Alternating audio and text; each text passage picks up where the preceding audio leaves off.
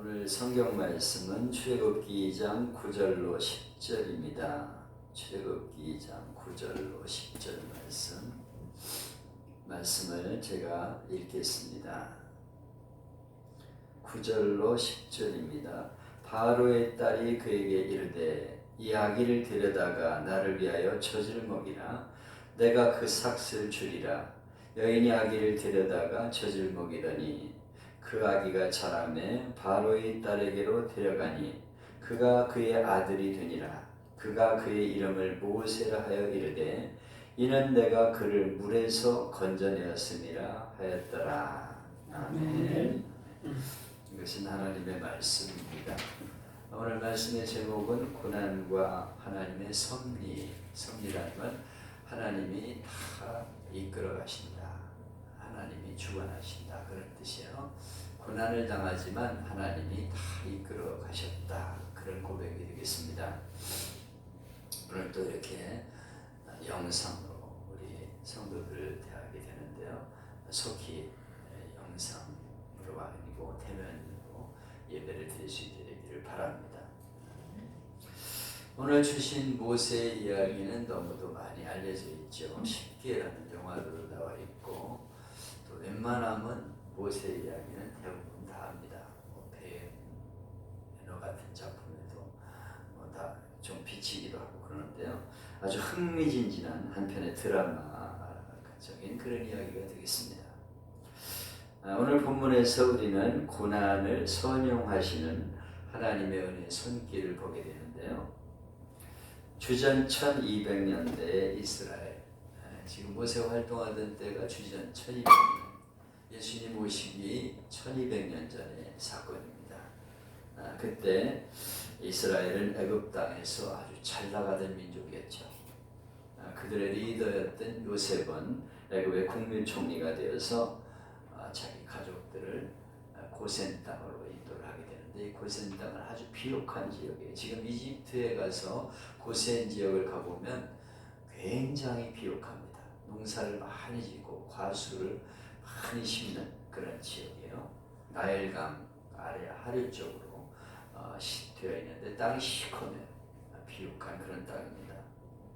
거기서 농사도 짓고 또 가축을 기르면서 잘 나가던 그런 민족이었습니다. 점점 번성을 해서 굉장히 많은 인구로 늘어나게 되었죠. 그런데 요셉을 잘 모르는 새로운 왕이 왕으로 등극하게 되니까 이스라엘 민족은 고난의 시대를 맞이하게 됩니다. 그래서 이스라엘 백성들을 중노동을 시키면서 학대를 하는 그런 일을 하게 되죠.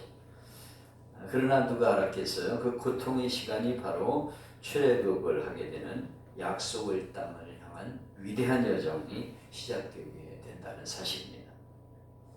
여러분 잊지 마십시오. 하나님 백성들에게는 많은 경우 고통의 시간이 우리를 부르는 소명의 시간이 될 수 있다는 것을, 인생이 내 마음대로 안 되는 시간, 왠지 내 인생의 현실이 고통스러울 때 하나님의 어떤 부르심이 있지 않은가 하는 생각을 해봐야 합니다.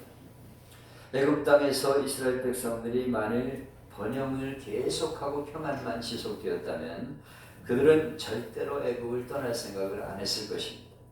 그러나 고통이 그들로 하여금 애굽을 떠나서 약속의 땅으로 가야 하는 그런 상황을 부르게 한 것입니다. 그래서 하나님의 백성들에게는 많은 경우 단순한 고통이 아니라는 거예요. 고통에는 하나님의 뜻이 있다는 것을 알아야 합니다. 우리가 서 있는 오늘의 고통스러운 현장은 오히려 하나님의 뜻을 깨닫게 하고 하나님의 부르심을 깨닫게 하는, 그리고 약속의 땅을 향해 출발하는 현장이 될 수 있다는 것을 기억하시기를 바랍니다. 아멘. 자, 그러면 이스라엘 백성들이 그렇게 고통을 당할 때 국고성을 건축하게 되는데요. 그들이 그런 고통을 당할 때 그냥 고통스럽게 노동만 하고 있었을까요? 성경을 보면 그들은 기도하는 것을 보게 됩니다. 출애굽기 3장 7절을 보면 여호와께서 이르시되 내가 애굽에 있는 내 백성의 고통을 분명히 보고 그들이 감독자로 말미암아 부르짖음을 듣고 그 근심을 알고, 이스라엘 백성들이 고통 중에 부르짖었다는 거예요. 기도했다는 겁니다. 주목할 말씀은 이스라엘 백성들을 하나님이 지켜보시고 그들의 부르심을 들으셨다. 그렇게 말씀하고 있어요. 부르심을. 3장 9절에서도 강조가 되는데요. 이제 가라. 이스라엘 자손의 부르짖음이 내게 달하고. 하나님이 부르짖는 그 소리를 들으셨다는 거예요. 내가 그 부르짖음을 들었으니까 네가 가라. 모세에게 말씀하고 있습니다. 그렇습니다. 이스라엘 백성들은 고통의 현장에서 부르짖어 기도했고 하나님은 그 기도를 들으셨다는 거예요. 그리고 그들의 고통의 현장을 보셨다고 말씀하고 있습니다. 아무도 안 보는 것 같아도 하나님 보고 계셔요. 아무도 안 듣는 것 같지만 하나님이 다 내가 부르짖을 때 그 기도를 들으신다는 것을 기억하시기를 바랍니다. 그래서 우리는 고통의 시간에 기도하는 시간이 되어야 합니다. 고통을 우리에게 다 그냥 걱정만 하고 근심만 하는 것은 시간 낭비일 뿐이에요. 뭐 고통하고 걱정한다고 뭐 해결되는 일이 있습니까? 하나님께서 우리에게 말씀하고 있습니다. 예레미야 33장 3절에 너는 내게 부르짖으라 내가 내게 응답하겠고 내가 알지 못하는 크고 비밀한 일을 내게 보이리라. 우리 이 말씀을 하나님의 약속의 다이얼 333이라고 말합니다. 하나님 예레미야 33장 3절에서 우리에게 말씀하셨다는 거예요. 부르짖으라. 그러면 내가 응답하겠다. 그렇게 말씀하고 있어요. 여러분 약속의 다이얼 333을 기억하시기를 바랍니다. 비상한 기도는 비상한 응답을 가져옵니다. 여기 본문에서 이스라엘 백성들이 기도할 때 그 기도를 들으시고 응답하심으로 모세를 등장시키고 출애굽의 위대한 드라마가 이루어지고 있는 것을 보게 됩니다. 여기 본문에 보면 이스라엘 백성들이 바로 왕에 의해서 온갖 고난을 받게 되죠. 그동안 누리던 모든 특권을 박탈당하고 새롭게 등장한 왕이 저들을 아주 괴롭힙니다. 출애굽기 1장 9절로 10절에 보면 이스라엘 백성들이 막 번성하고 엄청나게 인구가 늘어나는 걸 보고 왕이 위기의식을 느끼는 거예요. 유대인들이 쫓겨난 왕족들과 합세해서 애굽을 대적할 것을, 반역할 것을 두려워합니다. 그래서 그들은 강제노동을 시켜서 번식을 억제하자는 거예요. 피곤하게 하면 뭐 부부 생활을 잘 못해서 자식이 안 생길 거 아니냐 이렇게 생각하면서 막 노동을 시켜가지고 숫자를 줄이려고 해요. 근데 이스라엘 백성들은 노예로 전락을 하게 되는 상황에서 더 많이 번식을 해요. 그래가지고 이제 노예 생활을 하고 있는 그들인데 안 되겠으니까 이제 다른 방법을 막 쓰고 온갖 구역을 막 행하게 되죠. 그들이 노예 생활을 하던 그때 당시에 그림들이 벽화에 남아 있는데요. 나체가 된 노예들이 옷도 못 입고 나체가 되어서 땅에 엎드려 있고 가죽 채취된 감독이 사정없이 내리치는 그런 그림들이 그려져 있어요. 온몸 피투성이가 되어 쓰러지는 모습입니다. 그 그림 중에는 내 손에는 채찍이 있다. 게으르지 말라. 이런 문구가 새겨져 있어요. 그렇게 엄포를 놓으면서 백성들을 학대하며 중노동을 시켰습니다. 그거를 보면 애굽 왕이 얼마나 이스라엘 백성들을 잔인하게 괴롭혔는가를 알 수가 있어요. 바로 왕은 혹독한 강제 노동을 통해서 이스라엘 인구를 억제하려는 정책을 쓰는데 그것도 실패하게 돼요. 더 많이 나 자식들을. 웬일이에요? 그래가지고 히브리 산파를 둘을 시켜가지고 시브라와 부하라는 산파를 시켜서 여인들이 아기를 낳을 때 남자아이를 낳으면 다 죽여버려라 이렇게 명령을 내리죠. 근데 이 산파들은 하나님을 두려워하는 산파들이기 때문에 우리가 가니까 벌써 애를 낳았던데요. 이 사람들은 건강해서 소용이 없어요. 막 이렇게 얘기해요. 그러니까 애굽 왕이 남자아이가 태어나면 모조리 강물에 빠뜨려 죽이라 이렇게 명령을 내리죠. 우리가 이런 사실을 표면적으로 보면 이스라엘 백성들은 아주 절망적인 상황에 처하는 거예요. 그런데 이런 절망의 순간에 하나님의 섭리의 손길이 작용하고 있었다는 것입니다.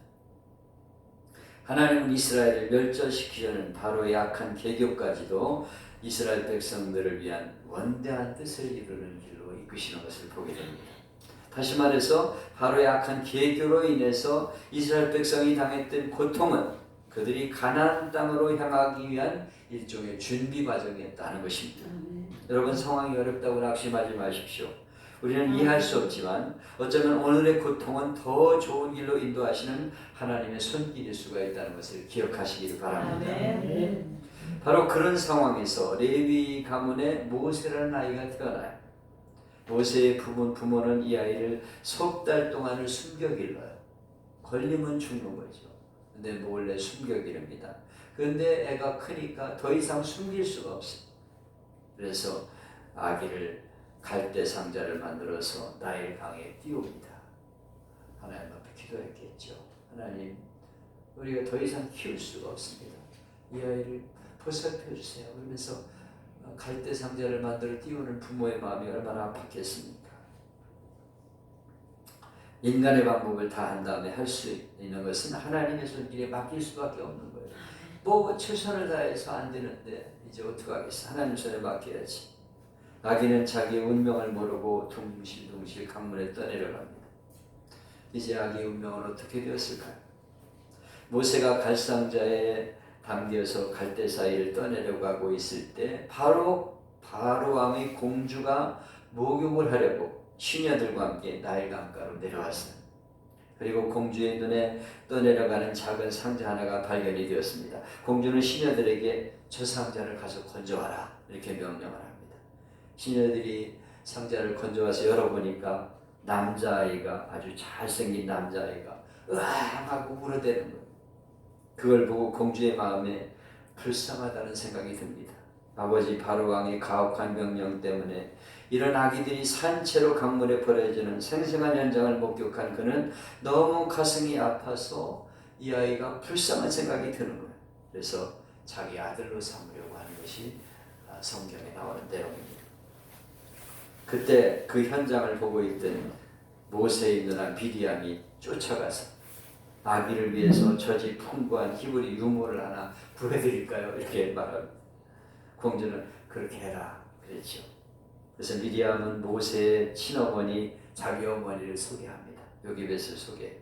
모세 어머니는 공주의 명령으로 모세의 유모가 되어 월급을 받으면서 모세에게 젖을 먹여 기르게 됩니다.